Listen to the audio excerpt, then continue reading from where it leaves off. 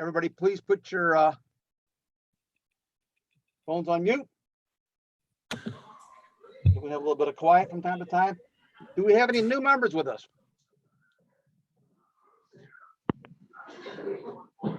Yes, can you hear me? Pat Hogan, new member. I can hear you. Go ahead. Welcome. Thank you. Can you hear me? Who is it? Jack can hear you, Rothweiler. Yeah, Jack Rothweiler. Hi, Jack. Hey, thank you for letting me join in. It's kind of dark, but that's okay, I guess. Okay. Thank you very much. Any visitors with us today? Okay. I heard it a little bit earlier, but any fishing reports? I know Mr. Bresler's been out there. Anybody else? Yeah, Antonik and Amanetti was with Bressler. So we traveled around with him, and fishing has been excellent no matter where we go. So can't complain. Big fish down at Tanny. Man, there's some big fish down there. Running water usually later in the afternoon, but boy, there's some fish down there. If you're looking for big fish, they're there. I like that. Hey, Dan, Yes, sir. I guess, I don't know if you heard that Jerry Knaitman and Glenn Bish, my son and I, we fished on the White River with Dan Barker for a couple of days. How's Did Danny doing? great. Huh? Oh, How's Danny? we caught 50 fish one day and 87 another day, and the other team got up in the 90s and in the 80s. So we caught a lot of fish when we were down there. Any size? No, most of them were normal size fish, but we caught a lot. That's good. Anybody else? I was down there at the same time they were there, and it's the first time I've been able to walk out in the middle of white at Wildcat in about 4 or 5 years. It was really interesting. First time we've had water that I could do that. Wow. Yeah, All right. Anybody else? Yes. I just got back from Bennett to this afternoon. I was down there yesterday and today. Between raindrops, caught a few. A lot of rain, but the stream is still clear. Lots of fish in there, but they just weren't ready to bite a hook yet. All right. Anybody else? Okay, we'll move along. Education. Jim Guerra. I don't see Jim here. I know we were out at the Two Rivers event up in Illinois, and I think we gave away 65 flies, if I remember correctly, and a bunch of kids. It's always good to see them. That was fun. I don't see Scott out here. Scott Darrell, you out there? No conservation. Okay. Steve Legich. Steve's always here. Okay. Haven't really gotten anything in the post office box except Dan, one invitation recently from the Missouri Conservation Heritage Foundation. It's one of these Lewis and Clark Celebrate Conservation invitations where you can get a table for $200 a person, or a table for 8, I think is for $1,200. Let's see here. What does it say here? Pardon me, $1,600 if you want to reserve a table for 8. And it's for October the 28th, which we got this just the other day. So you have to respond by the 28th, which is today, and it's for November the 4th, which is a Thursday. I don't know that we send anybody to that, but that's really the only correspondence we've gotten in the post office box. I've gotten some new membership stuff from our new membership director, Alex Scott. And he's been sending me checks like Al used to because the membership, I guess, in the website is going to his post office box. And I processed, I don't know, about 7 or 8 checks, and he's got another handful that he's sending me in the mail according to his email yesterday. So I've challenged him with doubling our membership for 2022. And the only other thing is the only bill that I paid is for our Conservation Federation membership as an affiliate member. And I used the last year's total for membership that Al had in the book of 146 members. That's basically all the transactions that I've had. That's good. I don't think we'll do the dinner. That sounds a little pricey for us. I don't know that we ever have, but we do, I guess, because we belong to it, always get an invitation. Yeah, not that I know of. Yeah. Okay, Alex Scott is taken over as our membership director, and he's not able to make it tonight. He said he has 4 new members. I guess he's going to send them into you, Steve, for something. He's Yeah, also that's what he's been doing. he's also going to be gone. He's going to be down in Florida, so we got to kind of figure out what's going to happen there. But I'll talk to him tomorrow, and we'll figure out what's going on.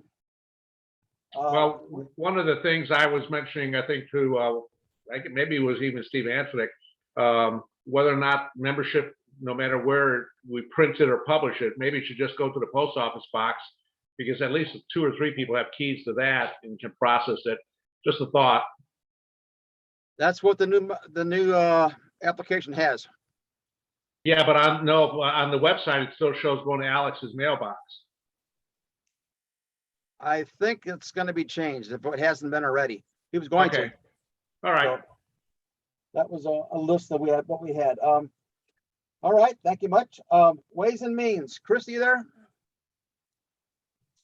I don't think he is. He's got nothing to report though. Outings, Richard, what's going on? Nothing much right now. What I'm understanding is now that we got our 3rd shot, we might have to have a 4th for this thing. I don't know how that's going to affect everybody. And I would like to see us all get out, in a group and have fun again. But with the way things are going, I'm not sure what's going to go on. Yeah, I think we're on hold still. We really are. Anything we do is kind of unofficial, off the books, and just amongst friends. I guess you might say that, huh? Yes, and I was surprised, even with all the rain, there were a lot of people down there, Bennett, the last 2 days. Even a bunch of kids were out there. Yep. In fact, I heard Time is getting short. Okay. Thank you, Richard. Steve Antonik. What do we know about Bennett? Well, Bennett, the outing that we normally have in November for catch and release has been canceled. We had the rooms and we had the dinner and everything lined up, but we canceled it. It was the decision of the board and it made more sense. We're going to just put it off another year. So look for it next year. But if you're going down, right now, I just heard, I think I heard like 15 people that I know are going. So we'll still be down there. If you decide you want to meet or something or do something that you guys are on your own, there'll be nothing scheduled, but I think you all know that. Look forward to seeing all you guys down there. Thank you, sir. All right, President's report from me. I've gotten together with Chris Chivetta, who might be on. I don't know if he was or not. And we're looking to do an outing of sorts out to Inbrook. They stock lakes out there, and we're going to do a combination of tying flies and a little bit of fishing. So that's January 30th, perhaps. It's an idea anyway. I was at a youth fall event at Westover, very well attended, and I had 2 kids, and one fished pretty good. The other one had trouble setting the hook, but that was fun. We talked about having the banquet pushed back a few months into the spring, perhaps next year, seeing how this whole pandemic thing goes. So that's still kind of a maybe. We'll see. I don't know. Maybe. One last thing I had to do was, I got a note from Priscilla today about a culinary group looking to do some casting and some tying instruction. And I told her I'd give her a few minutes here, so excuse me. And Priscilla, you're on. All right, thanks so much. Can you hear me? Okay. I have a group that I'm been involved in for 12 years or so, St. Louis culinary group of women that want to get out and fly fish. And a lot of chefs in the group, a lot of caterers, restaurant owners, and they brought it up, and I said, let me get with my group and see if we can put something together. We have a caterer out in Catawissa, just outside of Pacific, that's got a nice location. They usually don't do any catering events on Sundays, and they'd let us go out there. They've got a lake right off of the dock, or off of a deck that they've got there. It's a nice facility, and it's the former Cess and Judy's catering company that that's their new venue.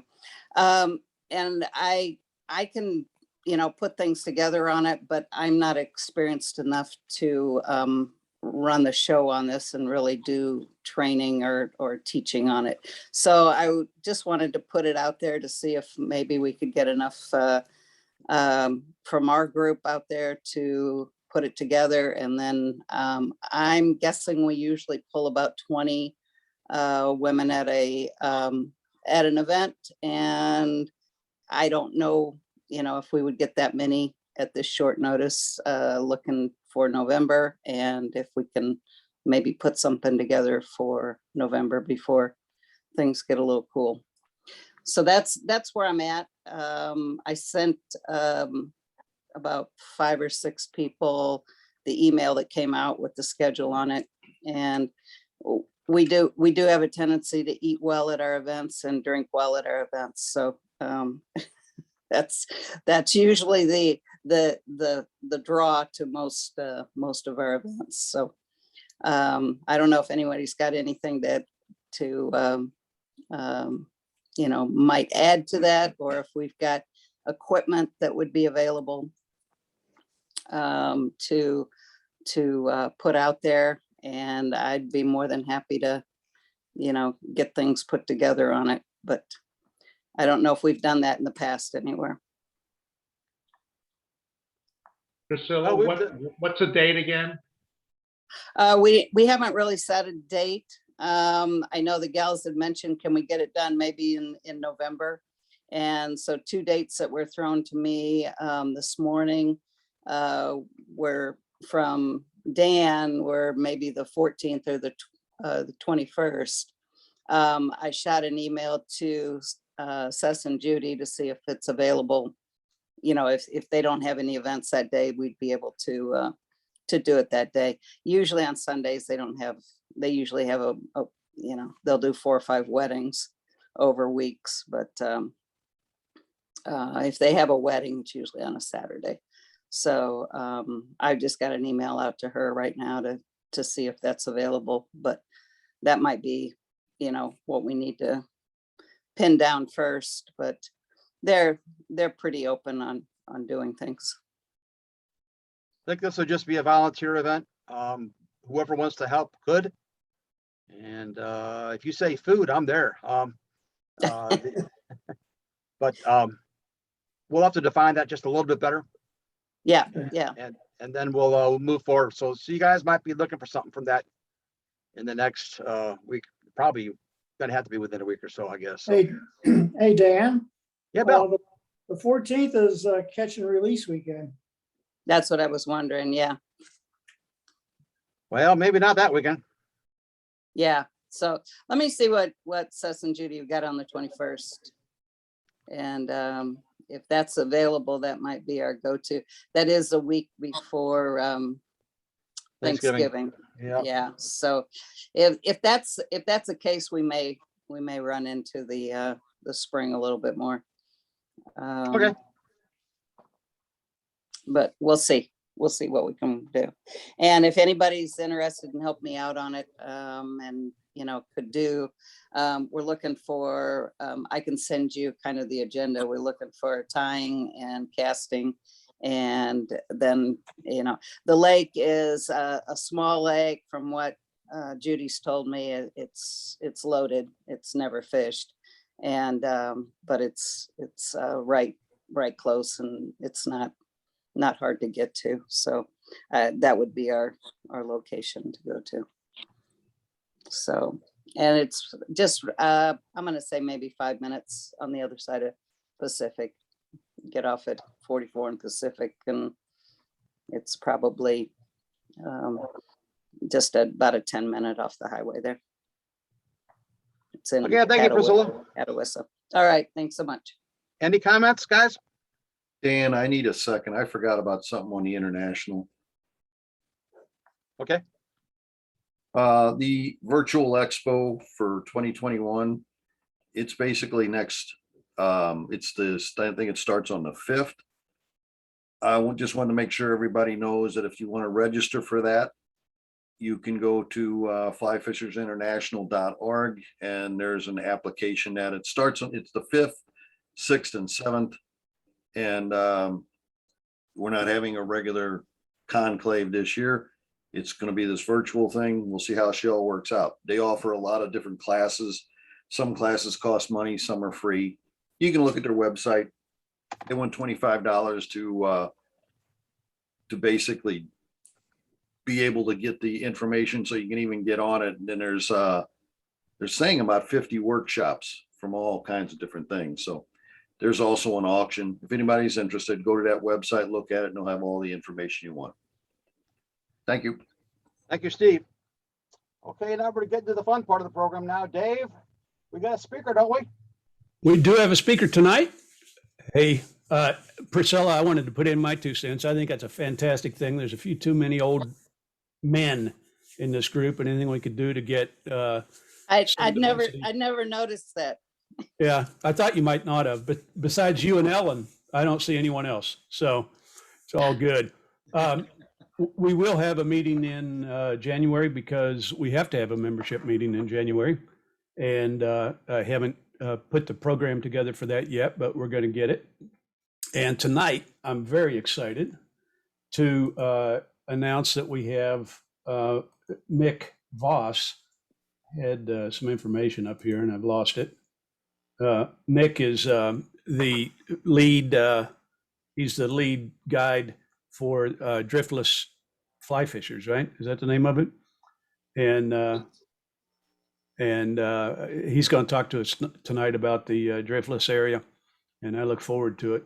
I'm sorry, I don't have anything more elegant to say about you. Only that my name says Ellen up there, but she looks a lot prettier than I do. I'm just using her laptop because it worked. So, hello. Can you all hear me?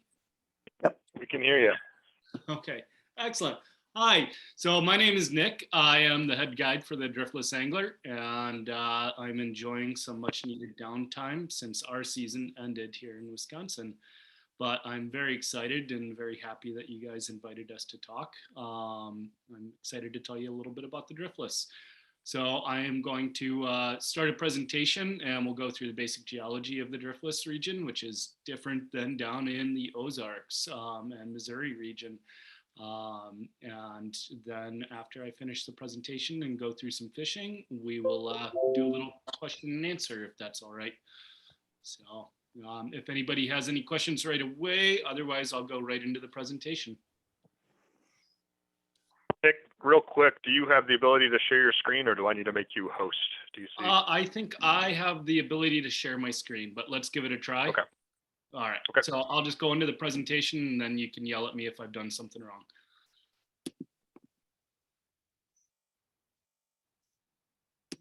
Host disabled. I think you might have to okay the disabled part. All right, just a second. I'm gonna make you host. That should do it. Gotcha. All right, give it a shot now. There we go. We'll see just a second. Let's go into presentation. All right, how are we there? Everybody see that? Yep. All right, excellent. Welcome to the Driftless area. We are in southwestern Wisconsin, southeastern Minnesota, northeastern Iowa, and a tiny, tiny little bit of northwestern Illinois that I'm paid by my government in Wisconsin to ignore because it's Illinois and we like to make fun of Illinois and Wisconsin. Packers go. But what is the driftless area? We are basically a lack of glaciation. So if you imagine when a glacier drifts down across the landscape, it is going to be like a board with a piece of sandpaper, and you're pushing that sandpaper forward. And as that sandpaper grinds against the landscape, it's creating sawdust, i.e. silt, gravel, and rock as it grinds across that landscape. As it retreats, it leaves that stuff on the landscape, and that is called glacial drift. The driftless region is the driftless because we are unglaciated. We did not ever get hit by the glaciers, so we have no glacial drift.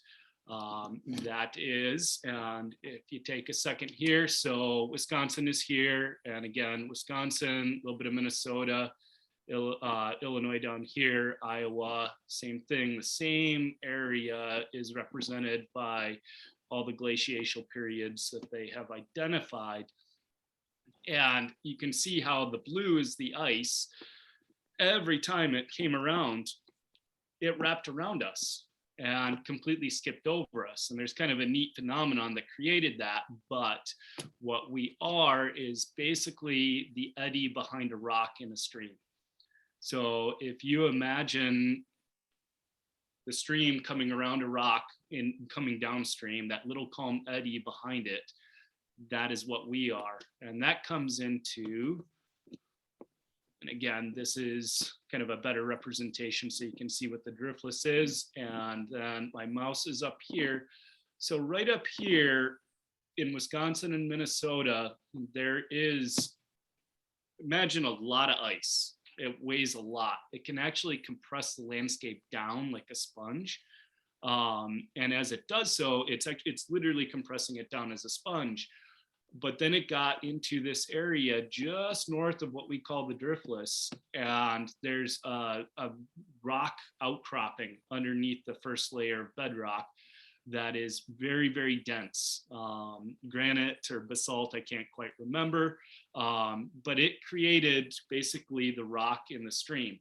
And it caused that ice, which is, go back, the ice to split around every time, to split around the driftless area. And as you can see, it was north, east, west, south, blah, blah, blah, around us. But we were that calm little eddy around the rock. And so we never got glaciated. And that has created our landscape.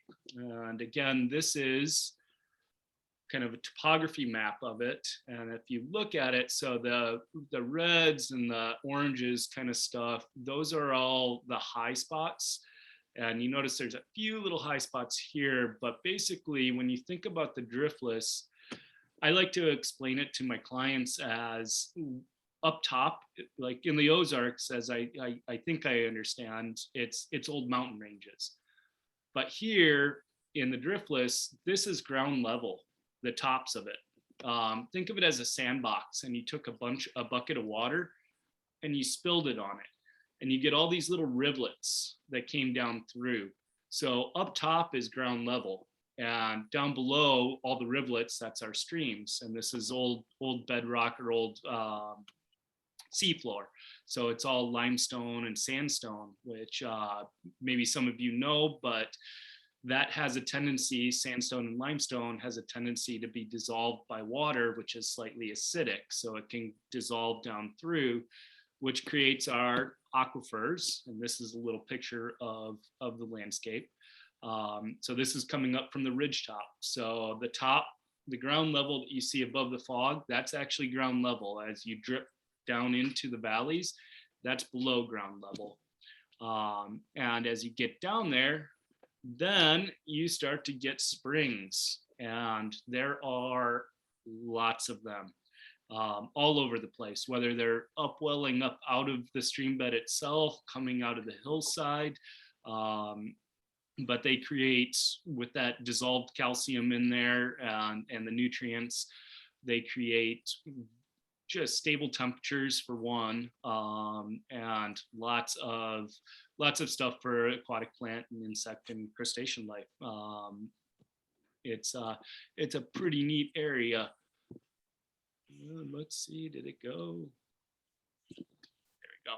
Yeah, so healthy aquatic life, i.e. bugs and plants, means a healthy fishery. So we have a ton of natural reproduction and very healthy, happy fish here. It is one of the kind of unspoken places to fish.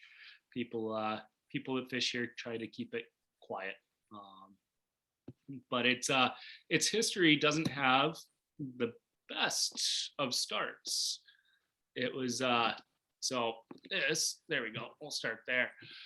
So way back in the day, farming practices were not at their best. We didn't quite understand the best way to farm the landscape, and because of our topography, the hillsides can be gentle, but they can also be very steep. But either way, they were farmed or pastured, and we had massive siltation runoff. This is one of also the first places where the nation's first watershed project, contour farming, was done in Coon Creek, which is just north of where I live.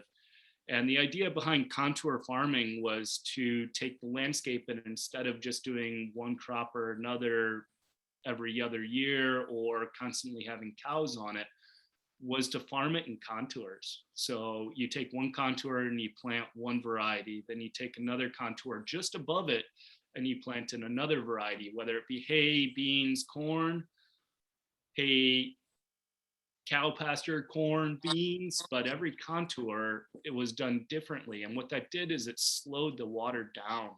So when it rained heavy, it was actually caught up. And then also on the steepest hillsides, they let the trees grow in. The trees were the best thing for slowing water down. And this is a picture of, and you're going to see some pictures of what our landscape looks like now, but I guess I have to admit the guy coming in. There we go. I want you to switch over.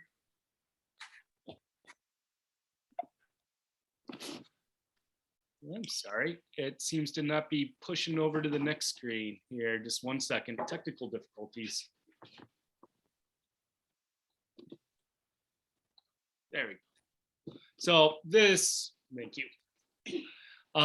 This is what our streams looked like in the 30s.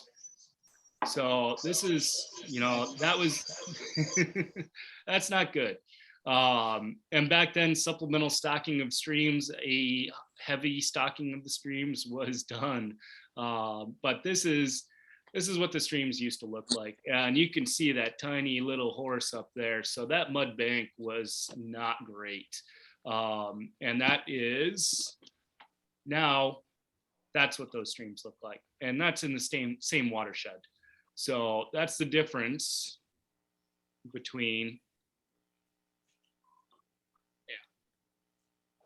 come on.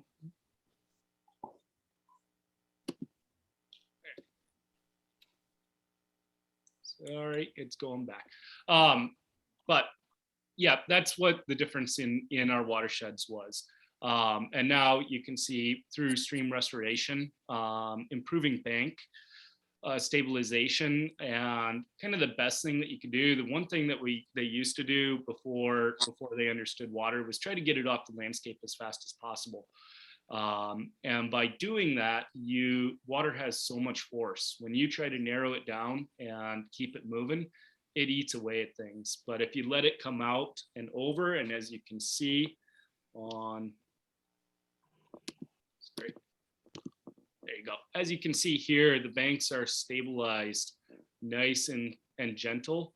But that water, when we do get heavy rainfall events, it can come up and over the banks and it can diffuse.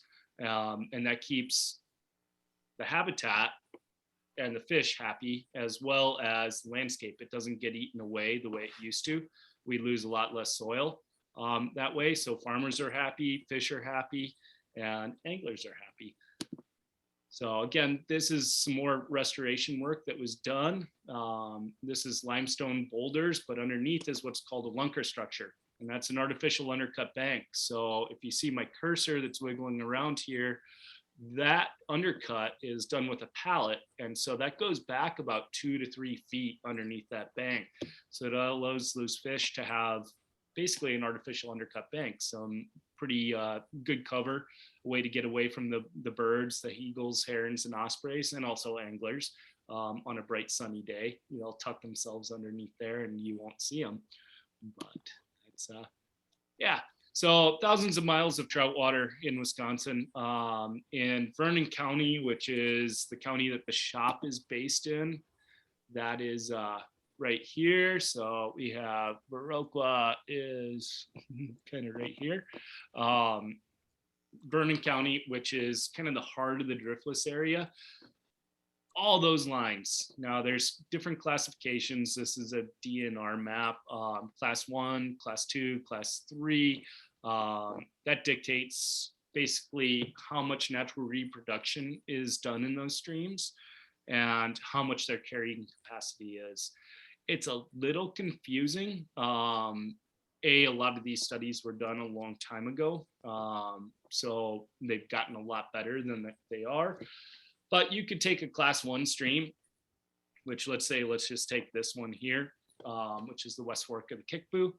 And that's a fairly large stream. That is about, anywhere from a one lane road wide to 2 lanes, down to at the very top end, it's sidewalk size. Class 1 means that it's at its carrying capacity in natural reproduction. Everything that can be reproducing is reproducing to its maximum potential, and there's no need for supplemental stocking. You get to a class 2 stream, then it says, not enough. There's not as many classification or not as many fish reproducing. Waters can get a little warmer. But the caveat to this is these streams, like I said, were surveyed primarily in the 70s. Agriculture has gotten so much better here. These streams basically, and you can't see them, but there's tons of little tiny blue lines in between all these streams. In our area, in the Driftless in Southwest Wisconsin, if it's moving water, there's trout in it. It's pretty ridiculous. It's all the unclassified water is explorable. All right, seasons. So we start in January, which I don't necessarily suggest coming up from as far as you guys are. It's fine for me when I get out, living in the Driftless, and if I have half an hour to play. But it can go from -40 one day to 30 degrees the next day, which the 30 degrees day is the one that I want to play in, not -40.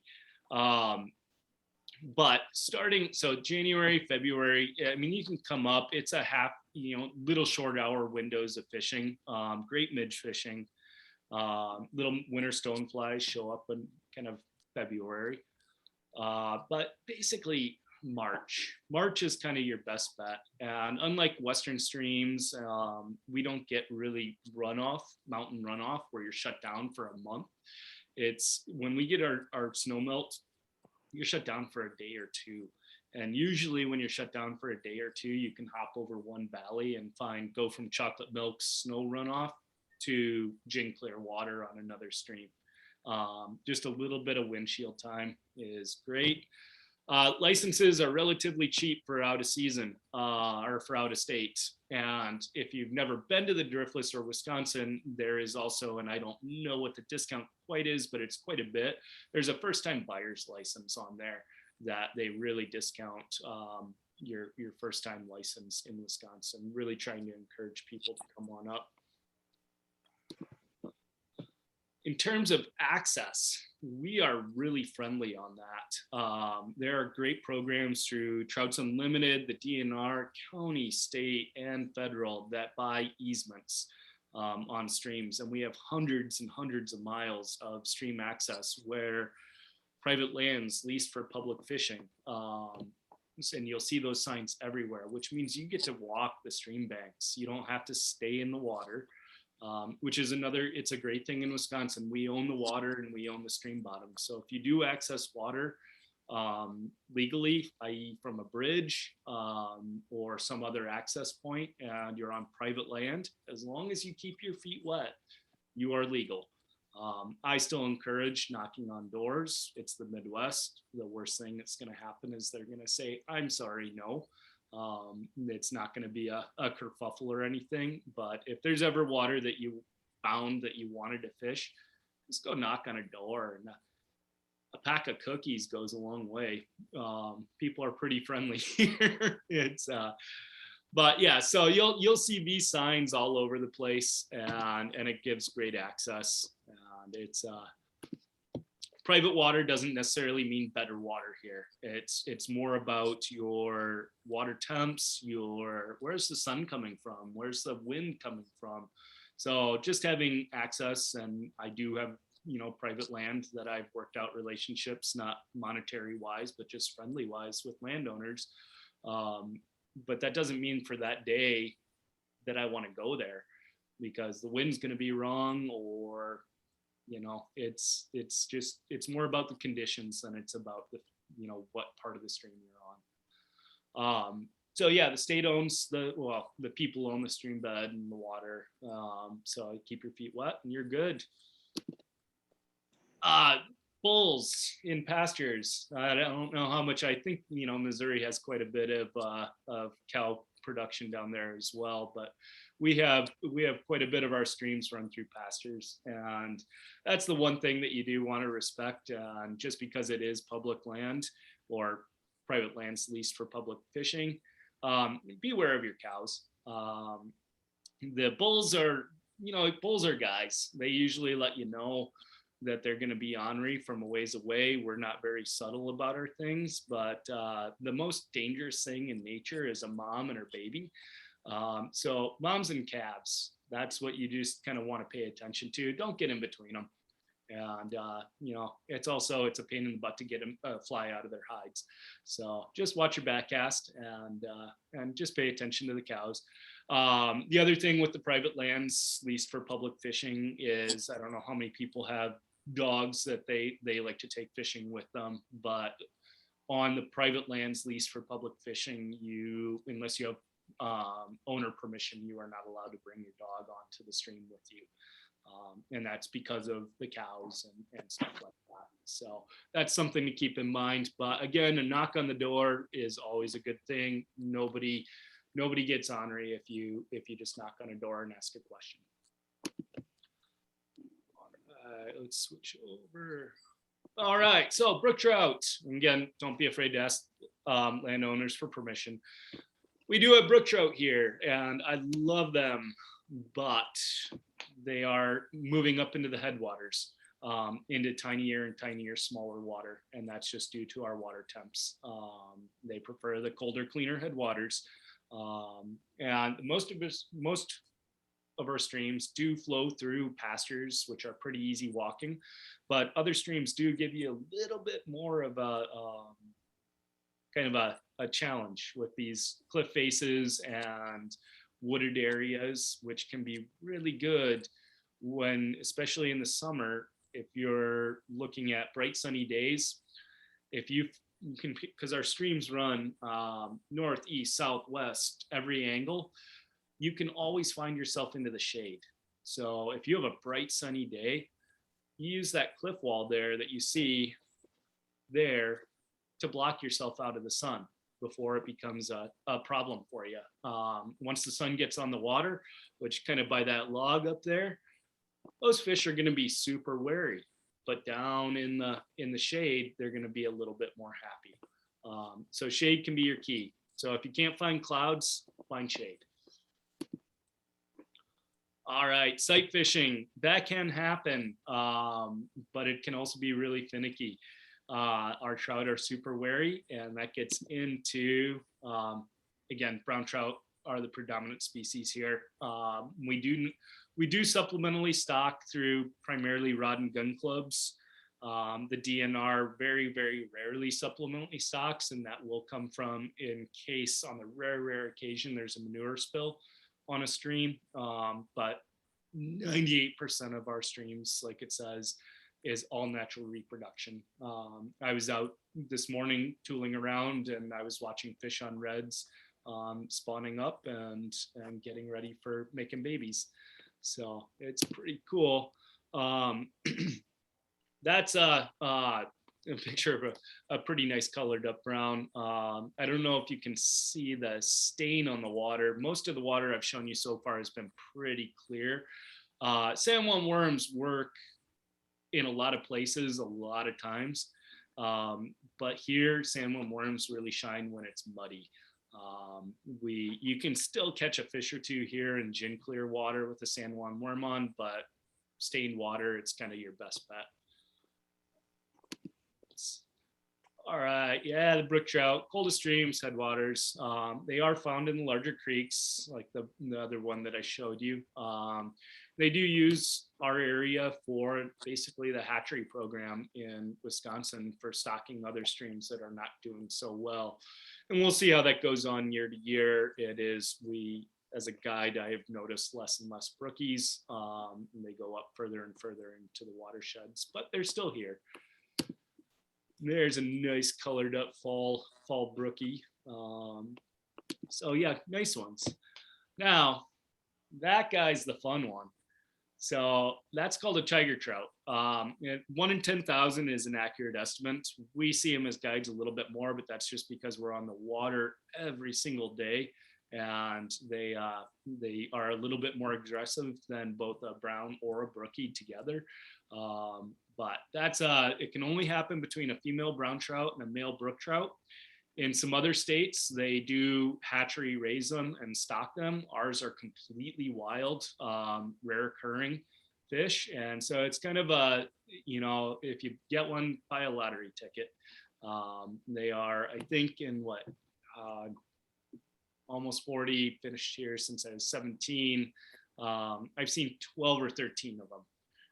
So it's a pretty rare fish. Yeah, but they're always fun to catch, and I usually end up doing cartwheels when I see one. So it's cool to see.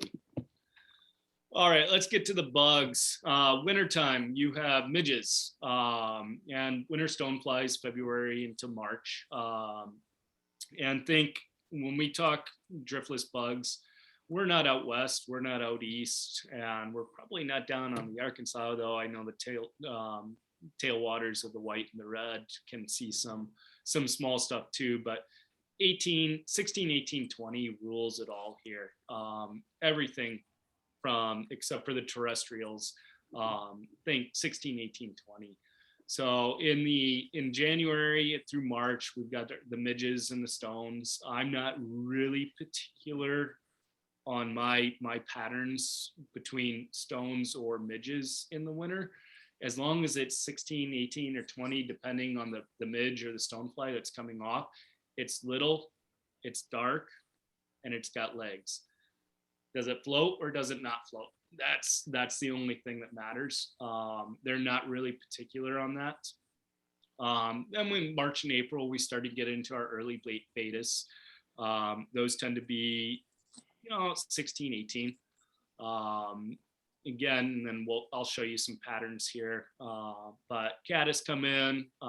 We've been seeing our caddis. They started years ago. They were heavy in April, but they seem to be a little bit heavier in May now as weather patterns change.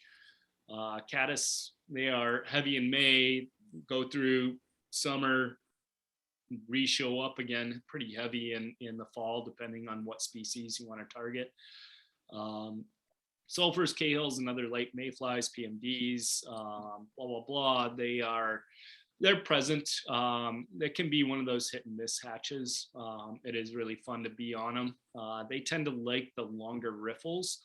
So you could be fishing a section of stream and maybe see a ones or twos, and then all of a sudden you see a ton of sulfurs. And if you look up, you realize that you're on the longest riffle that you fished all day, kind of thing. They like a lot more of that rocky riffle kind of stuff. Terrestrials, and that's ants and beetles. If I had to tell you anything, and in the winter too, a size 18 ant is a perfect imitation of a midge and a stonefly, just a little black ant. But ants and beetles kind of rule it all. Grasshoppers is a hit and miss year. It always depends on what happens in June and early July with the rainfall. If we get a high water event, when those little grasshoppers in the prairies are, babies, and they get flooded out, it's a cruddy grasshopper year. This year was a fantastic grasshopper year. You couldn't walk through the fields without getting covered by them. So it's just year to year on that. Light midges, they exist. They're more in June to September. If you're out at really last light and you're starting to see risers, that's your little light midges. So it's scuds, sow bugs. If you had to have one fly in your box and you didn't care whether it was a dry or something sunk, scud would be your number one thing. Because of our water chemistry, scuds are fantastic here. You can't pick up an aquatic plant without it being covered in scuds. Leeches, another one. Leeches, I know a couple of our guides, that's all they fish when they're out on their own. They like to walk a ton, and it's streamer fishing here kind of means covering water. But leeches, muddler minnows, minnow patterns, you're just streamer fishing, unless there's a good healthy stain to the water, you're covering a ton of water. You get 3 or 4 casts in a spot and you move on. They're either going to eat it or they're not. So that's covering a lot of water. Not a bad way to fish, but just be prepared to walk. Crane flies, I don't know if you guys fish crane flies down there, but I think it's the most underfished pattern across the United States. They start out as a little kind of worm in the mud margins of the stream, kind of just looks like a waxy worm kind of thing. But then they turn into this gangly, long-legged, kind of flying weirdo. But if you ever seen them on the surface of the water, the trout crash after them. Sometimes what people consider the caddis hatch, or fish crashing after caddis because they get all excited over caddis on the surface, is actually the crane fly hatch. So if you ever have trouble and you're throwing a caddis pattern and fish are crashing, you don't know why are they not hitting my elk hair caddis, crane flies. Because if you watch them on the surface, their legs move, they swim, they can be stripped as streamers, and I'll show a pattern of those. But kind of one of the most underfished patterns in the United States. Late olives, so we kind of clump olives into probably 30 or 40 different species, but if it's size 16, 18, or 20 or smaller and it's got an olive body, I don't care how many segments it has or how many segmentations on the legs there are, we just call them olives. I'm a big fan of, I can geek out on entomology, but size, silhouette, and color. Size being first and foremost, silhouette, and then color, and then whatever else you want to call it, go for it. Those 3 things are probably your most important. Hendricksons, the big mayflies and stoneflies, they exist. I can count, I think, on 2 hands how many salmon flies I've seen since I started fishing here. So yeah, probably 12 salmon flies, so big stoneflies. We get some yellow sallies, some kind of winter brown stoneflies, but nothing that really causes. It's fun when you run into a few, but it's not something that I would focus on. All right, that's kind of the bugs, or at least the basics of the bugs. All right, favorite fly patterns. So we've got so this would be a film critic, then hen wing, which caddis pattern, can be tied in a bunch of different colors. That's the pink squirrel. That's kind of the iconic, famous driftless fly that was created by a gentleman named John Bethke. Matt Bethke's his son. John has fished here for way longer than he knows more than I will ever know. But he just kind of created a fly pattern that mimicked almost everything that's buggy in a fly. It's got color, it's got bugginess.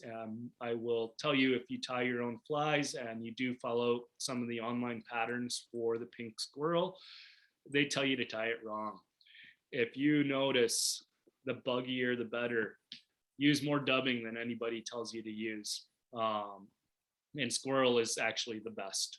Red squirrel, if you can find it, because it has the most guard fibers in it. But you want as much bugginess in there. And if you think you're too buggy, you're not buggy enough.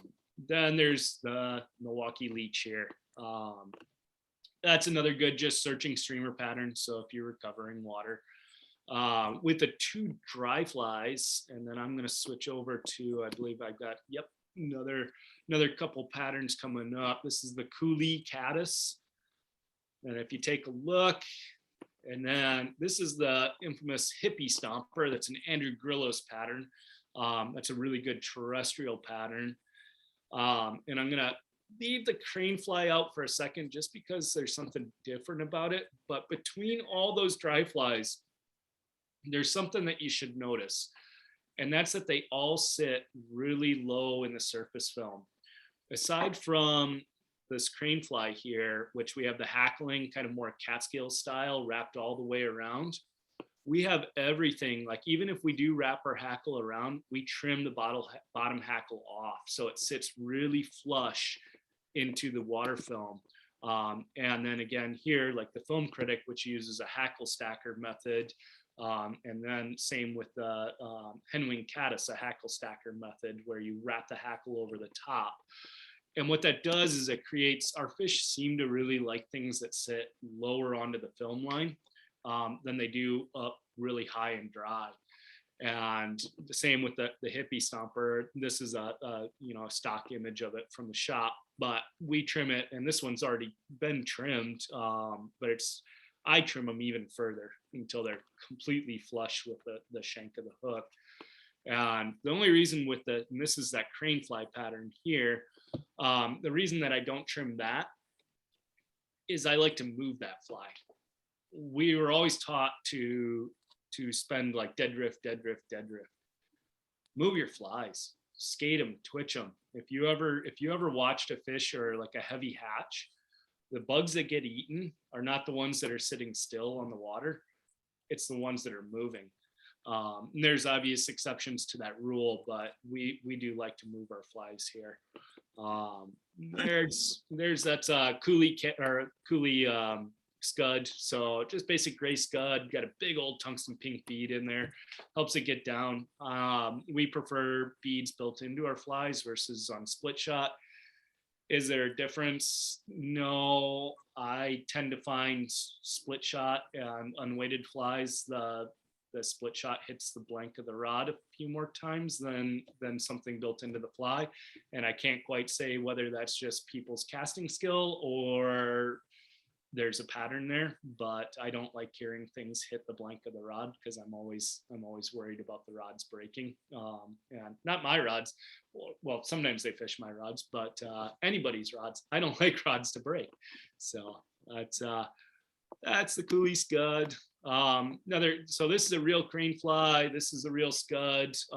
You'll notice the color on that, and that's kind of an odd color. They do come in that color, but usually they're gray. And then they will get an egg formation right in the middle, which that pink bead kind of does. But the scuds, we fish them in tan, green, and gray. Tan and green, I kind of think more represent a cased caddis larva or like a granum or something like that. But yeah, to each their own on it. Gray seems to work well for me. What you see here at the bottom is mice. So our fish eat mice. You see that tail sticking out of the fish's mouth there. That is a big old mouse that my client, you caught the fish, not on a mouse pattern. That's a real mouse tail sticking out of there. Now, daytime mousing is not necessarily effective. It's primarily nighttime, but nighttime it's very effective. That's actually the first time I've seen a mouse tail sticking out of a trout's mouth in broad daylight. I've seen them at nighttime when I do my mousing trips, but it's a lot cooler when you get a daytime pick to see a tail sticking out, and that was the first in that happened this year. So, but we do quite a bit of mousing. So that's surface mousing and nighttime, and it's quite exciting. And if anybody wants to talk about that in their questions, we can get into that. I get first right of refusal on doing mousing trips. Just doing our walk and wades in the middle of the night can be a little bit difficult, but when it's conducive, it can be awesome. All right, peak season, April to mid-June. That's going to be when you're going to see most of your caddis, your blue-winged olives, and your sulfurs, and your bug smorgasbord, your crane flies. That's going to be April to mid-June. September through October, you get your second round of mayflies and your caddis again, and you're still kind of in the height of, if it's a good year, your terrestrial fishing. Late June to July, that can be tough. We do it. It's one of those ones like in May, I can say I can build a pattern. I know we need to be somewhere at 2:30 in the afternoon when our water temps hit here because we're going to have a hatch. Middle of July, not so much. It can be really good fishing, and then the next day have the same exact conditions, and then be really bad fishing. It's kind of no rhyme or reason to it, but it's just kind of hit and miss on that. You have to work more for your fish. Not that you don't catch fish, but you have to work for them.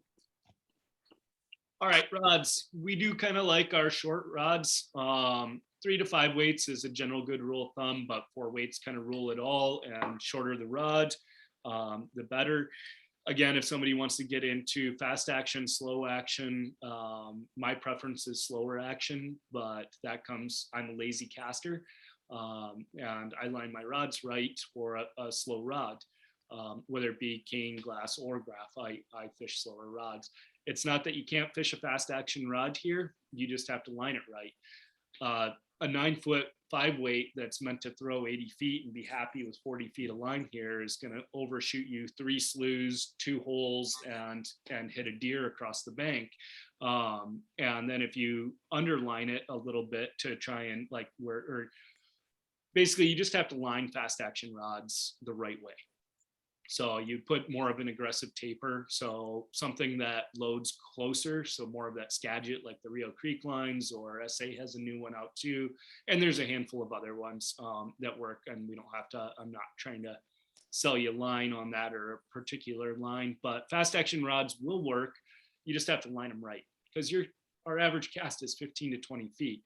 If your rod doesn't get happy until it has 30 feet of line out, then you're not going to be accurate and whatnot. So everything can work if you just match it up to the right gear. Waders, I wet wade the majority of my season. I think I wore waders 3 months out of this year. But I do wear long pants and long sleeves. I do recommend some sort of waders if you don't want to. It depends on your comfort level, but hip waders work well. Pant waders, if you have the full on chest, that's fantastic. But you want some sort of covering, both on your legs and your sleeves. Sleeves especially, we do have a plant here that has become pretty noxious and pervasive across the whole area that is called wild parsnip. And it's not like poison ivy, sumac, or oak, where it's an allergic reaction. The sap to this stuff will soak into your skin, react with UV light, and cause a 3rd-degree chemical burn. And that's no joke. I have scars all over myself from this stuff. So you want to be pretty careful about it. And if anybody needs links to that plant, I will be happy to provide those. I didn't have a picture here to show you, but it is everywhere in this area and something to be aware of. Okay, so driftless, it's an easy fishery and sometimes difficult. It's how you present yourself. We are 100%, well, not 100, but 95% straight upstream. You don't get away with too much sideways fishing. I'll get yelled by Euro nymphers and whatnot, and I've got nothing wrong with that style of fishing, but that kind of limits you to which hole you fish. You can't Euro nymph every single spot here. You can try, but you won't catch fish out of every single spot. Consistently fishing straight upstream. Our waters tend to be clear and shallow, so approaching them from behind and casting up. We do like kind of, 7.5 foot heavy leaders, because it's always easy to build a 3X leader lighter when you need more stealth than it is to build a 6X leader heavier. And that just comes from a versatility thing. You can tie, and don't get me wrong, you'll be the fly shop's best friend if you tie a leech pattern or a streamer pattern onto 6X tippet, and then try to hook a fish. You're going to be buying a lot of flies. But you have a 3X leader, you can be versatile. You can go from a nymphing rig to a dry fly rig to a streamer rig, just by clipping off or adding on. So having that kind of heavier leader set up as your start point. And then also what that does for you is 7.5 foot will be easier to turn over on a shorter cast. If you're only making a 15-foot cast and you have a 9-foot or 10-foot or 12-foot leader, you're casting the majority of your leader. And especially with a fast action rod, it's not going to turn over so well. But if you have a 7.5 foot leader, you're going to have more fly line out to load your rod. It'll turn over better. So 7.5 foot heavy, and then go from there, and you will do well. All right, so we have what we call riffles, runs, pools, undercuts, and then the famous aquariums. So the aquariums, and I'm going to show you a video of the aquarium at the end, but the aquariums are what you want to avoid here. If you can see the fish in a big deep pool that, all the way down on the bottom, you skip over it. That's the aquarium. You want to fish your riffles over here. Skip what this guy just did here, unless you see rising fish. And again, always exceptions to the rule, but he's back up in here and he's fishing this nice riffle here. So that's kind of your target points. Here's exception to the rule. This was late summer and we were back into the 90-degree days. And what you can see here is a big, deep pool. And that was where all the fish were, because the water temps were not conducive. But this is, again, where the springs come in. So this is a spot that I know very well. It actually has a big spring seep coming up out of the bottom of that hole. So the water temps just above this rock, this big rock here, were about 62, 63 degrees. Right below the rock, they were at 56 degrees. And that's because of that spring seep there. So a water thermometer is your best bet. And that was the difference between us catching fish and not catching fish that day, was finding those spring seeps and finding the cold water. Another thing, and this was fall, and this is Randy, a friend of mine, but we were fishing beaver ponds with streamers. One of the best things to do, as long as you can get access to them. But good place to target your brookies. They kind of really like those beaver ponds. And then this gets us into fall. So this is a big old red, so spawning red. Over here, you can see the nice dark gravel. Over here in the sunlight, dark gravel, but then you have the big light spot there. If you're in here basically from September until the end of the season of October, just be careful of where you're wading. That's a spawning, that has baby trout eggs in it. And so you just don't want to step on it, considering that all our fish are pretty much 100%, 98% naturally reproducing. You don't want to step on them. Leave them for the next year. And all right, again, rain time. Rain can be one of your best friends. This was a really nice dry fly fish from this fall, fishing a little blue winged olive batch in the fall on the glass flats. So I told you to skip the aquariums, except for when you see, and I always said there's exceptions to the rule, when you see rising fish. Target your rising fish, have fun with them. This fish came out of this big, nice little glass flat here. Now, I've shown you a lot of kind of generally, one lane road, wide water, but the driftless gets a lot smaller than that. So this is what I would call prime terrestrial fishing. So for our hopper fishing, what you want to find is those small narrow creeks that have big grass hanging over the edges. And there's grasshoppers that fall into the big rivers, but there's a lot more that fall into the small ones. You get a narrow condensed food line. You get more food. The fish see more food coming down in terms of grasshoppers, and grasshopper fishing is not a still day fishing. So it can be frustrating with your cast, but grasshoppers don't like to go swimming for fun. They get knocked in because of the wind. That's or cattle or other things, but it's usually the windier the day, the better. Again, shorter casts are better because they're more accurate. There, we were just that big old splash there. We were actually hand feeding. We had caught a bunch of grasshoppers, a client of mine, and we're just tossing grasshoppers in and feeding a fish that was happily eating. All right, more water again. So this is kind of your standard riffle run pool. What we do, and this is from the upstream end, but you would come in from the way back end, and you would start on your inside seam right out back in here, and you'd work your way up. Then you'd switch back over and come back up. It doesn't matter, you can run right down the meat of it, but generally your fish are going to be kind of lazy and right on those edges, whether it's the right side or the outside. And again, so as you can see, client is making a long cast over to this far left bank, but that's because we had started and fished this inside edge all the way through. And I'm just going to brag for her because it had nothing to do with me, because it was her flies and it was her casting, but she caught 50 fish out of that one run. That was, I knew the spot, but she did. That's just, I always say that I'm pretty good at guiding, but our resource here is pretty amazing. It can make me look really good when it's the resource, and this client, she was amazing. So. All right, let's talk a little bit about etiquette, and then we're gonna go back into Q&A. So in the driftless, we have so much water. I'll be really quick about this, but we have so much water that we try to, and as guides, we practice it to the utmost etiquette. But if you get to a spot that you wanted to fish and there was another angler, go somewhere else. There's so much water out there. I can guarantee you that you will find water to fish that you will not be pestered on. You do not have to fish in front of or behind another angler, especially in front of. We, like I said, fish 95% of the time straight upstream. And so if you hop in front of another angler, you're basically cutting them off. And I've had this argument, not argument, but conversation now with a few different anglers that ask me, and I'd be happy to, if anybody has questions on it. But they'll put the caveat on like, well, the fishery resets, so what matters if I jump 200 yards in front of you?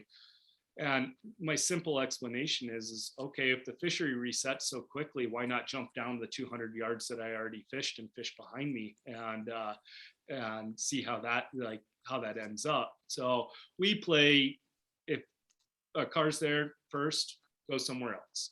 And that's just because we have the options to do that. That's just the kind thing to do. If you have to fish a spot that somebody else is already at, fish below them. Go fish the water that they already fished through. They got there first. Go somewhere, get up earlier than them. And that's a kind of an etiquette between anglers. The etiquette between, and that can be, I don't get angry at it anymore. But the etiquette between landowners, that's the one that we need to be careful about. This car right now is parked basically in the middle of the road. And this was planting season this spring for harvesters, or not, plant corn, beans, kind of thing. This person had plenty of room to pull over on the side of the road without getting stuck. That it's completely flat grass, but they ended up parking right in the middle of the dirt road. And there was farm implements that were trying to come through here. I only know this because this is really close to where I live, and the farmer called me asking me if I knew who this was. Do not know who they are, but I did have to come down and take a picture. Pull over as far as you can. Stay away from access to farm fields, respect the landowners. That's why we have so much easement out here, is because people generally play really nice. Pick up your trash, blah, blah, blah. I'm sure all of you are really good at that. But it's just respect the landowners first, and they will respect you. And so with that, I'm going to show you the aquarium just to show you how many fish. And this is one of the sidewalk size streams. So those are all 6 to 12-inch fish. Yeah, so we're at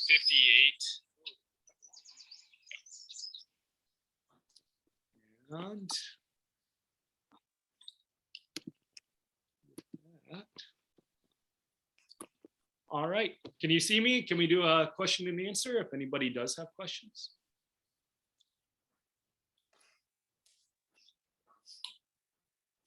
So guys, if you do have questions, just go ahead and go off mute real quick, and I'll try and ask away one at a time as orderly as we can.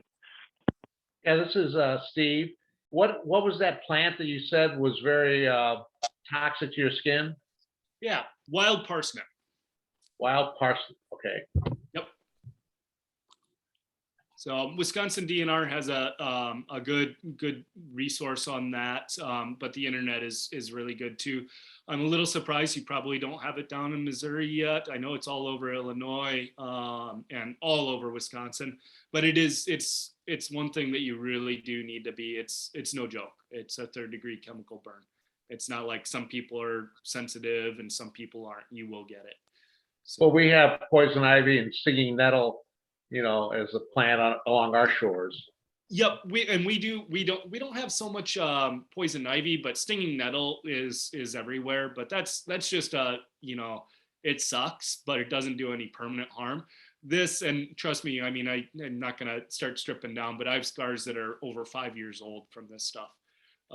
It's pretty nasty, and what it comes from a lot of times is people like, and I'm not really good at this. I'll be stripping my line in, standing on a bank, and you got your line piled up at your feet, and your line gets all tangled around weeds, and you just start ripping it through because you got lazy not to. But it turns out to be a wild parsnip plant, and so now you have all the sap on your fly line. It gets all over your arms, and then you get burns from it like that. And so it's just something to check out. I think I got it figured out. It's relative.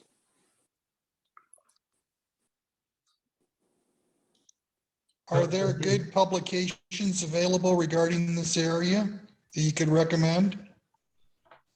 There's good movies. So Heart of the Driftless is a good one.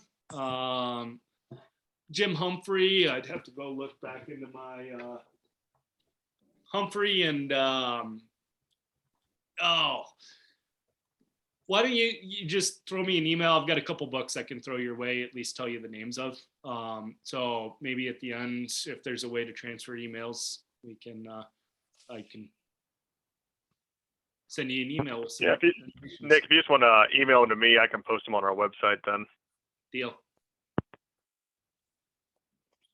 Oh, I've been up there, and a couple of places I've done really, really well on brook trout, and I figured these can't all be wild brook trout. They have to be stocked. Do they stock brook trout anywhere, or are those really all wild brook trout? You can shoot me. What time of year were you here? Summertime. Summertime. Okay, then no, those were all wild brook trout. Really? Huh. So there's a couple bridges on a couple streams that some rod and gun clubs do supplemental stocking with brook trout for opening day kind of thing. But those that's the only time we really get like worm fisher kind of thing is opening day and closing day. After that, it's kind of non-existent. And I've got nothing wrong with, it's all just fishing to me. But that's kind of when that stocking happens, but it's not usually done by the DNR. It's done by like in private clubs, and it's for bridge dunkers, basically. Those fish. This is not that. Yeah. Yeah. So it's, and I don't know how it goes, like when they stock Bennett Springs or anything, but do they give it it used to be our season would close. We had an early season then it would close for a week when they used to supplementally stock here. And this was years and years ago. And then during that week, that's when the DNR would stock. And then it would give it a week of no fishing whatsoever to allow those fish to kind of move through the system and spread out. And then regular season would start. But now we don't, since there's no stocking going on really, except for private clubs, there's no shutdown kind of thing. Our catch and release season goes right up to our catch and keep season. But it's also, I mean, in theory, and I'll get bashed on the head by a couple people for saying this, but people need to keep more fish. We have too many fish. Our streams have 5,000 to 8,000 fish per mile, and you're talking a 1-lane road size. That's too many fish. That's why our average fish are 6 to 12 inches. Now, not that we don't have some bigger fish in there. And I think my best one was 27, but that took me, almost 20 years to run into. But we almost have too many fish. It's people need to keep fish, or we need to stop trapping otters, or let the herons come back, or something. That's why, I mean, don't get me wrong, I love catching lots of fish, but 6 to 12 inches, that pool that I showed you that video of, I mean, that probably had 30 or 40 fish, and that was about a bathtub size. You could take 3/4 of those fish out, and you wouldn't catch that many out of there in one sitting anyways. It's, as fly fishermen or whatever fishing, you'd still, 12 to 15 fish out of one hole is a fantastic hole, before you move on to the next one. So you could take 3/4 of those fish out of there, and they'd have more food, and they'd be able to handle whatnot. They reproduce like rabbits here, I guess is what I'm saying.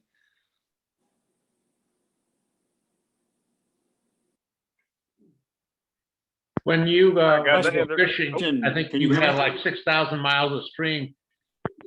How close by are they? If you have to jump from one to another, I mean, driving time to get to one place to the other. I mean, are you talking minutes or half hour? Or? So the town of Viroqua, which is kind of the heart of Vernon County and heart of the Driftless, and where I usually pick up my clients, within a 20-minute drive, north, south, east, and west, I can access 280 miles of trout stream. Okay. So if you drew a 20-minute circle around that town, 280 miles. Okay, so you have a lot of open area to get to if one stream's not functional or muddy or fishermen are on it already or whatever. It doesn't take you a lot of lost time to get to another location. Exactly. And that's why I said when it comes to, like, if you came up to a spot and there was somebody else there, that's why I said it's really easy to find somewhere else. It might not be where you wanted to fish because you had scouted it the night before and you're like, I really want to fish that the next morning, but you can easily find water doesn't have somebody on it. It's and from a guide aspect, I don't count that. Like if I pull up to a spot and somebody already beat me to it, that's not part of fishing time. That's we go somewhere else and we start the clock at fishing time when we get fishing. So that's but it's pretty easy to find water.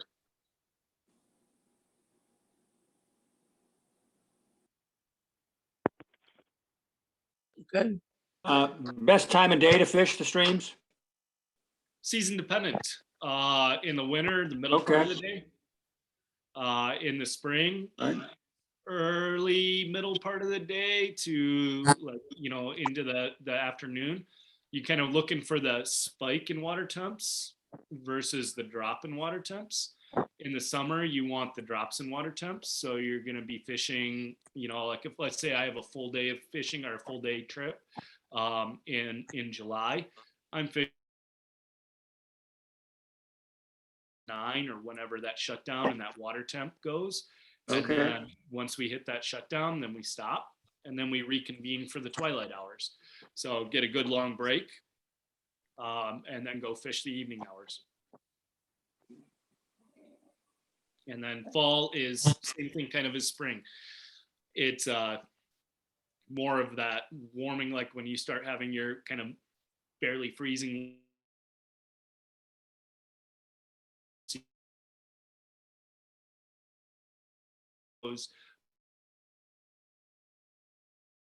In morning versus early morning. And then again through midday until the afternoon. And then as those water temps start to fall, once the sun gets off the water, then you would, because of how our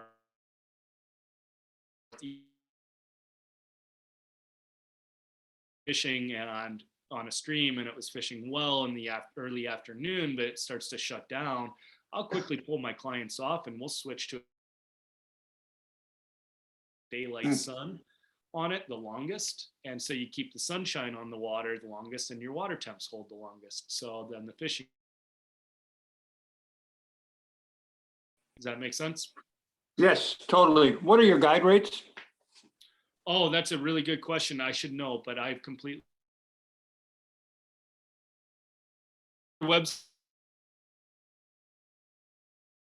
I work every day and people catch fish. So, and then I pick up a paycheck every once in a while. And we can the link to Driftless website on the Ozarks webpage for everybody. Check. If we had to do a little trip up there, is there any kind of lodging we can do nearby where you can get to, I don't know.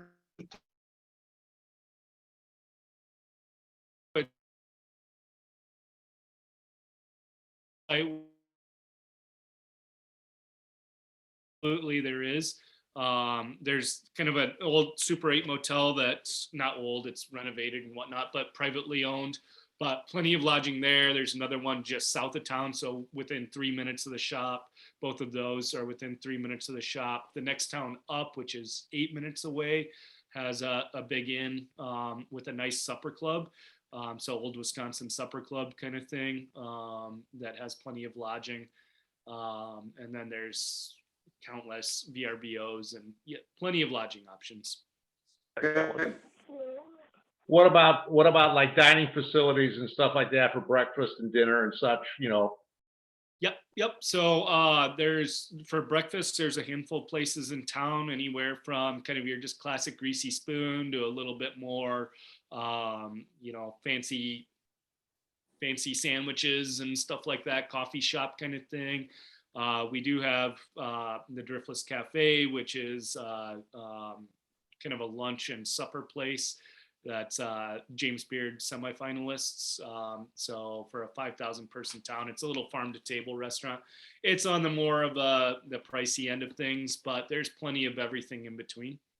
So yeah. We maybe have time for one more question if anyone has one. We're getting kind of long here.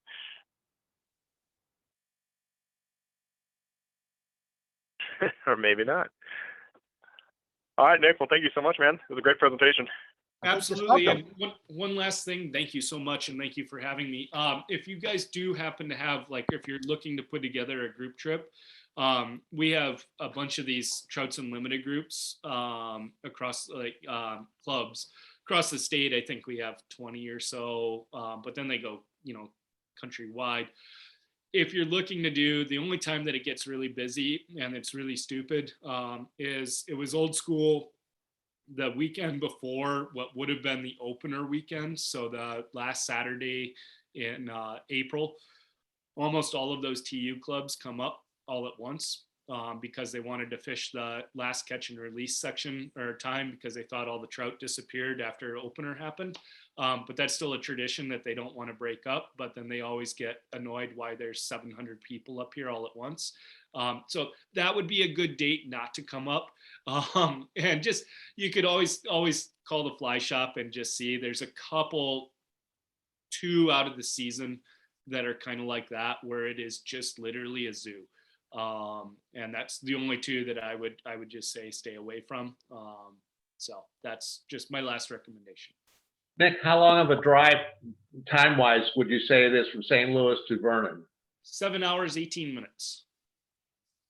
Not 19, but 18. Well, no, if my wife's driving, it's 7 hours. It would be 19 if I was driving. Yeah, it's roughly, depending on what part of St. Louis you're coming from, figure 7.5 is what I remember. So that's, I think it was from Hargroves. It was, for me, it was 7.5. So. Wow. All right, well, thank you, Nick. I think it's been very educational. Thank you. Nice to meeting you, and we ought to really do a trip up there sometime. I don't know, we'll see. We have a new outings director, so we'll see if we can get him going here, but appreciate it. Thank you, everybody else. Any dying last questions? Hey, Dan, What? when are they gonna stock the local catch and release lakes in the St. Louis metropolitan area? Does anyone know the date for that yet? Later. It's sometime in November. I don't know exactly when. There's a place you can look it up online. Call Sarah, she'll tell you. Okay, guys. Thank All you. right, gentlemen, thank you. All So right. much. All right. Thank you. All Very right. great.